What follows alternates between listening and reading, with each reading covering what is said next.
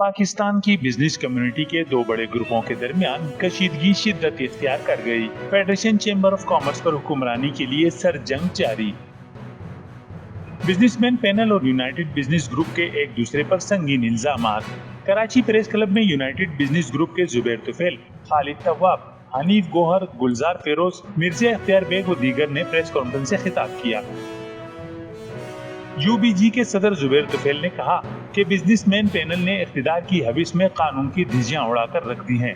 जुबैर तुफैल ने कहा कि अंजुम निसार और उनके साथी एक साबिक आर्मी चीफ और साबिक वजीर आजम की हिमायत से फेडरेशन पर काबिज हुए। हनीफ गौहर का इस मौके पर कहना था कि फेडरेशन चेंबर की एग्जीक्यूटिव कमेटी ने संगीन बदुनवानियां की। खालिद तवाब का इस मौके पर कहना था कि फेडरेशन ने इलेक्शन के लिए मुतनाज़ा तरीन अशखास के नाम इलेक्शन कमीशन को भेजे। डीजी ट्रेड ऑर्गेनाइजेशन को बिजनेसमैन पैनल की खोट-बुट की तफसीलात भेज दी हैं।